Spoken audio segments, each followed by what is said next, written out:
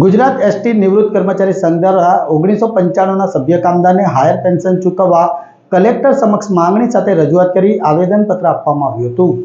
ગુજરાત સરકાર દ્વારા અલગ અલગ વિભાગના સરકારી નિવૃત્ત કર્મચારીઓને પેન્શન યોજનામાં સમાવેશ કરી પેન્શન ચૂકવતું હોય છે।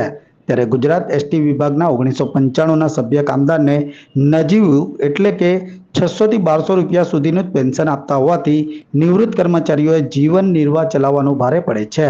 જેથી આવા સભ્ય કામદારને હાયર પેન્શન આપવા માંગ કરવામાં આવી છે।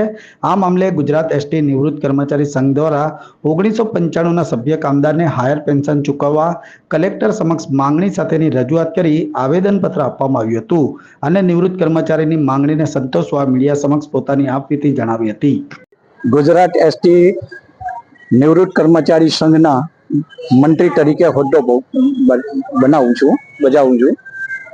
એસટી કોર્પોરેશન દ્વારા નિવૃત્ત થયા બાદ 600 રૂપિયાથી 2500 સુધીનું પેન્શન મળતું હોય અને જે પેન્શન અત્યારની કાળમી મોંઘવારીની અંદર કુટુંબનું ભરણ પોષણ થઈ શકે એવી સ્થિતિમાં ન હોય, જેથી અમોએ સુપ્રીમ કોર્ટમાં નામદાર સુપ્રીમ કોર્ટની અંદર કેસ દાખલ કરેલો, જે કેસની સુનાવણી થયા બાદ 1 વર્ષના 11 મહિના થયા પછી પણ કોઈ પણ સભ્યના ખાતાની અંદર આ પૈસા જમા થયા નથી।